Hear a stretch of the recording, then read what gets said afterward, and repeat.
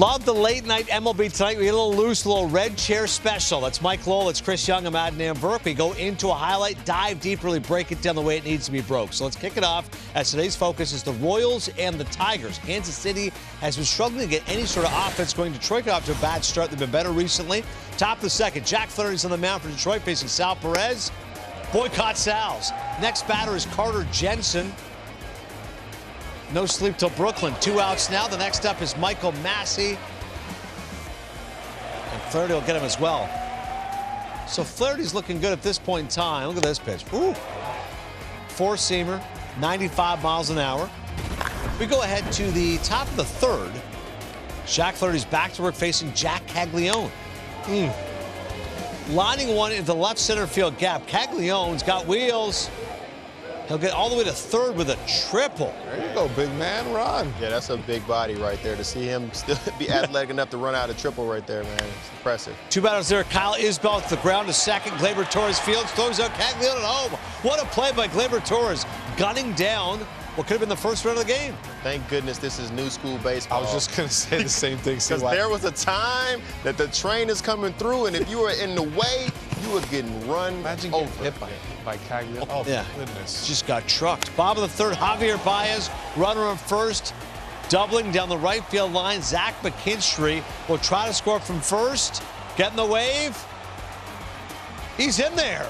But the Royals want to take a look at this. Matt Quatraro does not waste time. Sal Perez appears to get the tag on him. Ah, Sal, look at that. Woo. The call's overturned. McKinstry's out. Game's still scoreless. Now Baez is on third. Jake Rogers is up. Love the stash. Rogers flying out to right. Baez tries to tag and score. Wow, But he's thrown out. And Baez says, no. Nobody is better at sliding than me. Unbelievable slide to home plate by Baez. Appears to avoid the tag with his arm. The call is overturned. Baez is safe. And the Tigers will take a 1-0 lead. Remarkable stuff there on the replay review presented by Zoom. As you see 2 terrific players, Sal Perez and Javi Baez, both vying for this different objective. And yeah, once you take a look at it, those Tigers fans appreciate it. Oh, wait, that was a heck of a throw by Caglione from where he was in right field. So when it comes to slides and tags, like what is it about Javi Baez, Mikey, that he's just so good at this? He is a magician. He's like a contortionist. We've seen it, probably 7-8 times where he's done something pretty amazing. But that slide reminded me of something. Okay. There's a sneaky playoff slide. Well, World Series. Can we see this right here? Look at Alex Gonzalez's slide, please. Look at this slide. This gets overlooked. This is 0-0. Oh, man, yes. Now watch this. Watch this. Goes, and then just scrapes it. My Fingernails almost. That is a heck of a slide. Forgot about it. That was a good feeling. 1-0. Josh Beckett, 3 days rest, throwing $1 billion. We had a lot of fun that night. In those moments, it's almost like the game slows down for some players to where they're able to, the game is moving very fast for everybody watching with the naked eye, but for Javi Baez, he understands, he's literally seeing the tag come across, and all you want to do is similar to the swim move at second base, where you see the glove come across and you're playing keep away. It's like hot potato. You don't want to touch it right there. That's what fast guys say, Adnan. The game slows down a lot for me because the coach at third just goes like this. Here, we're not going. We're just going to keep you at third. But I always wonder, if someone says it's instinctual, I'm like, is it instinctual or is it also gained by experience? He's done this so many times, so he's got different tricks in his arsenal. I think it's a little bit of both, to be honest with you. I think there's some instinct to it. There's athleticism. There's the way, Sal Perez is coming back with the tag. So, You're not going to put your hand on top of the glove right there. As you're sliding, you're not going to just say, oh, there's a glove. Bam! They're trying to knock that ball out of there. Ain't going to happen. Acrobatic play there by Javier Baez. We continue with the highlight and check out what happened here in the top of the fifth. Kyle Isbell's up, 2 on, 2 out. Base hit to right. Michael Massey scores. And the Royals will tie the game at 1. Bottom of 6, it's Kevin McGonigal, good-looking rookie, leading off against Seth Lugo. McGonigal takes a cold strike 3. He challenges the pitch, though. The immediate tap. Call stands. McGonigal's like, all right, you got me. 2 batters later, Lugo facing Colt Keith. 2 away. Lugo strikes him out swinging. Royals starting pitching has been excellent to start the year as Lugo ends his day with 7 Ks. Top of 7, Kyle Finnegan's facing Starling Marte.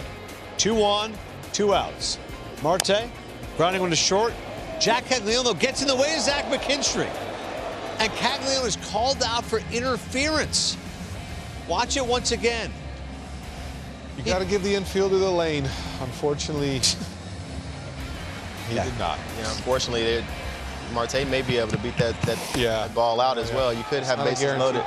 By the way, McKinstry came out of the game as well. Bottom of 8, still tied at 1. Wenzel Perez facing Eli Morgan. Captain Morgan, a solo home run to right, the go-ahead home run in the 8th for the Tigers. And the top of the 9th, who else but Kenley Jansen continues what will likely be a Hall of Fame career as he's inching closer to 500 saves. He'll get Lane Thomas to fly out to end it. And the Tigers win this game 2-1 is the final. They're back at 500 after a slow-ish start to the season. For Kenley Jansen, 480 career saves now. Man, Rivera stands alone at 652, and we know about his playoff exploits. And Trevor Hoffman at 6-1, but Jansen, as I said, getting closer to 500. He's already passed Lee Smith. And Mikey, this again was a Tigers team that got off to a relatively slow start. Now back at 500. No one's running away with the division. Nice victory for them. It's a great victory. Also, one of those low-scoring games where if you only put 2 runs on the board and you come up with a victory, it's great. But for Kenley Jansen, not bad for a catcher. You know, let me convert you, see if you could do something on the mound. 480 saves later. Outstanding. Good guy.